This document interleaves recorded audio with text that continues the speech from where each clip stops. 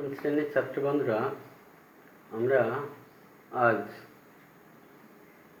পাড়াগাঁর দুপহর ভালোবাসি কবিতাটি নিয়ে আলোচনা করব। জীবনানন্দ দাশের লেখা পাড়াগাঁর দুপহর ভালোবাসি। রবীন্দ্রোত্তর বাংলা কবিতার ধারায় সবচেয়ে উল্লেখযোগ্য কবির নাম হচ্ছে জীবনানন্দ দাশ। এই কবি আধুনিক বাংলা কবিতার ইতিহাসকে বিশেষভাবে প্রভাবিত করেছেন। প্রেম, প্রকৃতি, মৃত্যু, ইতিহাস চেতনা ইত্যাদি বিষয়গুলি তার কবিতায় অসাধারণ চিত্রকল্পে উঠে আসে। 1899 খ্রিস্টাব্দের 17 ফেব্রুয়ারি অবিভক্ত বাংলার বরিশাল শহরে জীবনানন্দ দাশ জন্মগ্রহণ করেন। তার পিতার নাম সত্যানন্দ দাশ, মাতার নাম কুসুম কুমারী দাশ, সেকালের বিখ্যাত মহিলা কবি। তার একটা লেখা আছে, আমাদের দেশে সেই ছেলে হবে কবে, কথায় না বড় হয়ে কাজে বড় হবে। ছেলেবেলায় জীবনানন্দের লেখাপড়া শুরু হয় বাড়িতে তার মায়ের তত্ত্বাবধানে। পরবর্তীকালে বরিশালের ব্রজমোহন বিদ্যালয়ে ভর্তি হন। ব্রজমোহন বিদ্যালয় এবং এই বিদ্যালয় থেকে 1915 খ্রিস্টাব্দে তিনি প্রবেশিকা পরীক্ষায় প্রথম বিভাগে উত্তীর্ণ হন। বরিশাল ব্রজমোহন কলেজ থেকে তিনি 1917 খ্রিস্টাব্দে আইএ পরীক্ষাতে উত্তীর্ণ হয়েছিলেন প্রথম বিভাগে। 1919 খ্রিস্টাব্দে কলকাতার প্রেসিডেন্সি কলেজ থেকে ইংরেজি অনার্স সহ বিএ পরীক্ষায় উত্তীর্ণ হন। 1921 খ্রিস্টাব্দে কলকাতা বিশ্ববিদ্যালয় থেকে ইংরেজিতে এমএ পরীক্ষায় ডিগ্রি প্রাপ্ত হন। অধ্যাপনার কাজেই জীবনানন্দের কর্মজীবনের শুরু এবং সমাপ্তি। তার কর্মজীবন ছিল অস্থিরতা আর অনিশ্চয়তায় জর্জরিত। জীবনের অধিকাংশ সময়ে তাকে আর্থিক চাপ সহ্য করতে হয়েছে। হুমায়ুন কবির প্রতিষ্ঠিত স্বরাজ পত্রিকায় রবিবাসরীয় সম্পাদক হিসাবে কিছুকাল কাজ করেন। দ্বন্দ্ব নামক একটি পত্রিকার সঙ্গেও কিছুদিন যুক্ত ছিলেন। অধ্যাপনা করেছেন কলকাতার সিটি কলেজে, দিল্লির রামজশা কলেজে, বরিশালের ব্রজমোহন কলেজে, খড়গপুর কলেজে, বরিশা কলেজে, হাওড়া গার্লস কলেজে। 1930 খ্রিস্টাব্দে শ্রীমতী লাবণ্য গুপ্তকে বিবাহ করেন। 1931 খ্রিস্টাব্দে কন্যা মঞ্জুশ্রী, 1938 খ্রিস্টাব্দে পুত্র সমরানন্দের জন্ম হয়। জীবনানন্দের কাব্যচর্চা সূত্রপাত হয় অল্প বয়স থেকেই, তবে তার প্রথম কবিতা মুদ্রিত হয় 1326 বঙ্গাব্দে ব্রহ্মবাদী পত্রিকায়। কবিতাটির নাম বর্ষ আবাহন। 1927 খ্রিস্টাব্দে প্রকাশিত হয় তার প্রথম কাব্যগ্রন্থ ঝরা পালক। তার দ্বিতীয় কাব্যগ্রন্থ হচ্ছে ধূসর পাণ্ডুলিপি, 1936 খ্রিস্টাব্দ।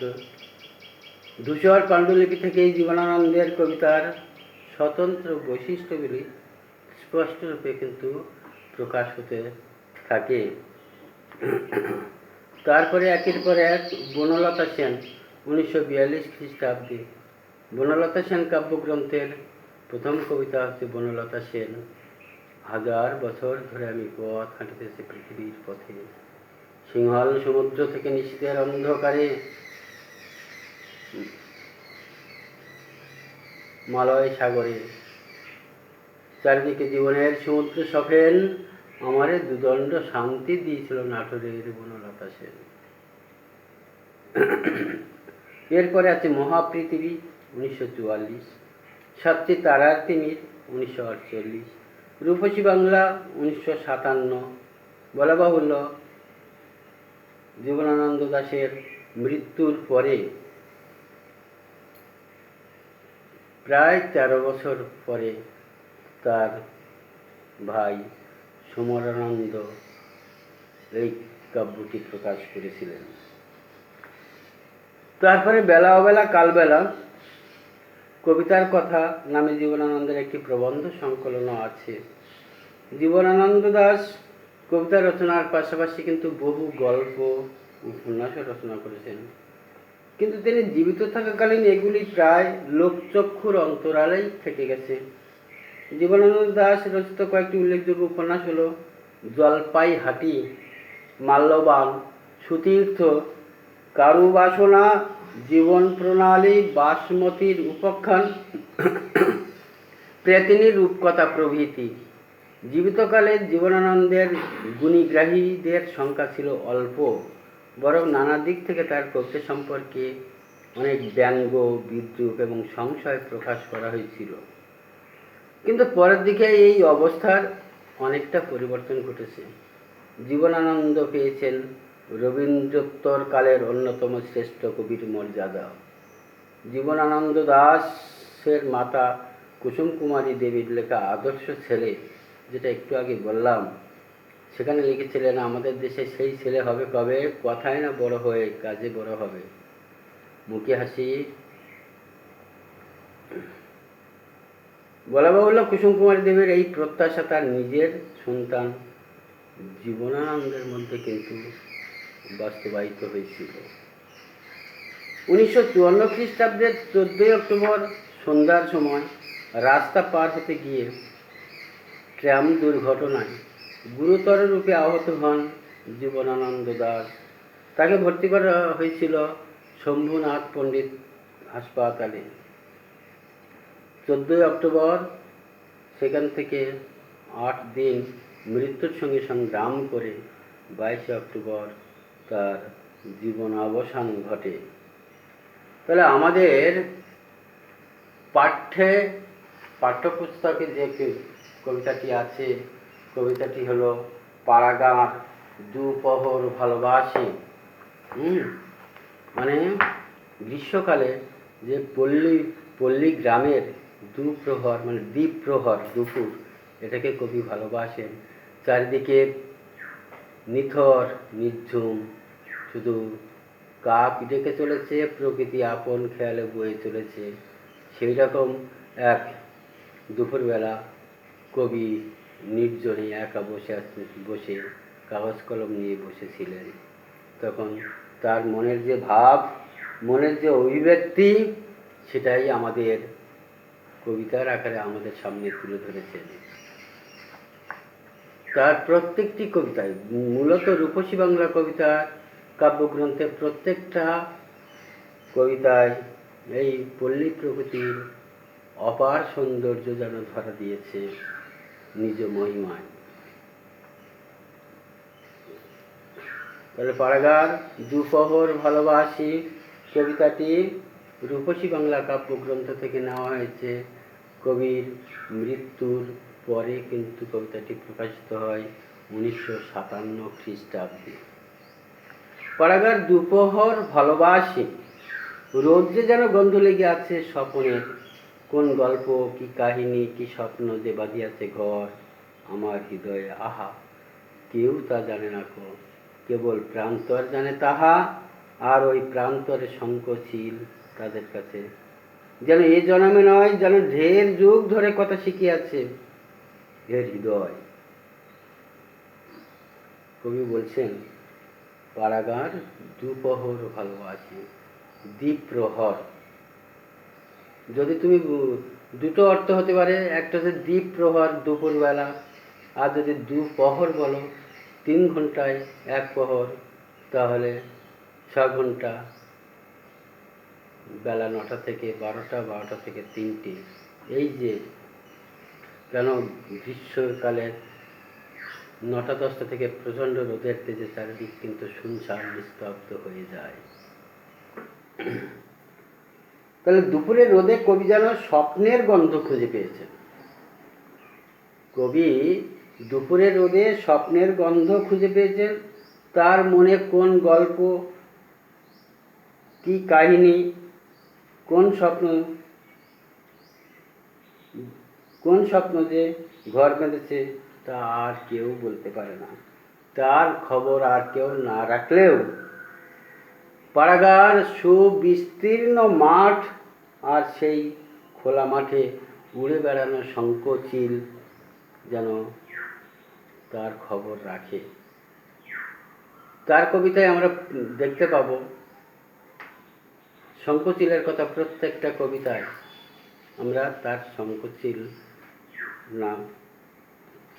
নদী তীরবর্তী অঞ্চলে শঙ্খচিল আমরা দেখতে পাই, সাদা চিল, যারা নদীর তীরে ছোট ছোট মাছ ধরে ধরে খায়। শুধু তাই নয়, আমরা আরও শঙ্খচিল দেখতে পাবো যদি আমরা আমাদের দক্ষিণে যে ছোট্ট সাগর দ্বীপ আছে, সেই সাগরে যদি আমরা যাই, তাহলে নামখানা কাকদ্বীপ থেকে ভেসেলে যদি যাওয়ার সময় দেখবে দুই পাশে শঙ্খচিল কীভাবে উড়ে বেড়াচ্ছে শুধু খাবারের জন্য। তাহলে ওই প্রান্তরে শঙ্খচিল সারাক্ষণ ঘুরে ঘুরে খাবারের সন্ধানে ঘুরে বেড়ায়। তাই কবির হৃদয়ে কোন গল্প, কোন কাহিনী, যে স্বপ্ন, যে ঘর বেঁধেছে, তা কেউ না জানলেও সেই প্রান্তর আর ওই প্রান্তরে শঙ্খচিল তা জানে।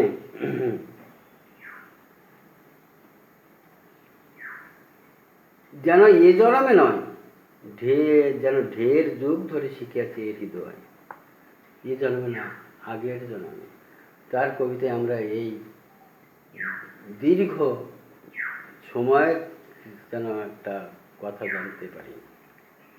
বনলতা সেন কাব্যের কথা যদি ধরি, সেখানে লিখেছেন, 1000 বছর ধরে আমি পথ হাঁটিতেছি পৃথিবীর পথে, সিংহল সমুদ্র থেকে নিস্তের অন্ধকারে মালয় সাগরে। তাহলে কেউ 1000 বছর ধরে পথ পরিক্রমা করতে কি পারে? এখানে আমাদের ধরে নিতে হবে চিরন্তন নায়ক, চিরন্তনী নায়িকাকে খুঁজে বেড়ানোর জন্য যেন 1000 বছর পথ পরিক্রমায় রত। তো ঠিক সেই রকম এ জন্মে নয়, ঢের যুগ ধরে, মানে ঢের মানে অনেক অনেক যুগ ধরে কথা শিখেছে এ হৃদয়। তাদের কাছে কবি যেন ঢের যুগ ধরে হৃদয় দিয়ে প্রকৃতির সূক্ষ্ম অনুভূতিগুলি উপলব্ধি করার শিক্ষা নিয়েছে। তাদের কাছে এ জন্মে নয়, যেন ঢের যুগ ধরে হৃদয় দিয়ে প্রকৃতির যে সূক্ষ্ম অনুভূতিগুলি যেন কবি উপলব্ধি করেছেন। তাদের কাছে যেন এ জন্মে নয়, যেন ঢের যুগ ধরে, অনেক যুগ ধরে কথা শিখেছে। কবি হৃদয় যেন তাদের কাছ থেকে অনেক কিছু জেনে নিয়েছে। স্বপ্নে যে বেদনা আছে, স্বপ্নের মধ্যে বেদনা, দুঃখ, হৃদয় ভারাক্রান্ত করার যে উপাদান যেন স্বপ্নের মধ্যে রয়েছে। সুখের স্বপ্নে আমরা হেসে উঠি, দুঃখে স্বপ্নে আমরা বেদনায় মুষড়ে পড়ি। শুষ্ক পাতা, শালিকের স্বর, কবির কথাগুলোর মধ্যে যেন একটা দুঃখ, যন্ত্রণা, ব্যথা, একটা হতাশা যেন আমরা বুঝতে পারছি। স্বপ্নে যে বেদনা আছে, কবির এই কথাগুলোর মধ্যে দিয়ে যেন একটা না পাওয়ার বেদনা কবির মধ্যে যেন কুরে কুরে খাচ্ছে। স্বপ্নে যে বেদনা আছে, শুষ্ক পাতা, শালিকের স্বর, ভাঙা মাঠ, নকশা পেড়ে শাড়িখানা মেয়েটির রৌদ্রের ভিতর হলুদ পাতার মতো সরে সরে যায় জল সিঁড়িটির পাশে, জল সিঁড়িটির পাশে। তাহলে স্বপ্নে যে বেদনা আছে, শুষ্ক পাতা, ঝরা পাতা আমি তোমাদের হৃদয়ে। তাহলে শুষ্ক পাতা, শালিকের স্বর, ভাঙা মাঠ আর নকশা পেড়ে শাড়িখানা, মানে গ্রীষ্মকালের দুপুরবেলা যে একটা সুন্দর যে প্রাকৃতিক বৈচিত্র্য, একটা সুন্দর সৌন্দর্য, সেটা কবি কিন্তু এই শুষ্ক পাতা, শালিকের ডাকের মধ্যে দিয়ে, ভাঙা মঠ মন্দির, আর সর্বোপরি নকশা পেড়ে শাড়িখানা, একটা নকশা পেড়ে শাড়ি পরে একটি মেয়ে রৌদ্রের ভিতর দিয়ে যেন হলুদ পাতার মতো একটু একটু একটু করে সরে সরে যাচ্ছে। কোত্থেকে যাচ্ছে? জল সিঁড়িটির পাশে, জল সিঁড়ি নদী। বাংলাদেশের একটি নদী, বর্তমানে যার অস্তিত্ব নেই, এরকম আরও দু একটি নদীর নাম আমরা রূপসী বাংলা কাব্যে আমরা দেখতে পাবো। সেটা জলঙ্গি, আর গামুর। তাহলে আজ এই পর্যন্ত থাকুক, পরের দিনে শেষ করে দেবো।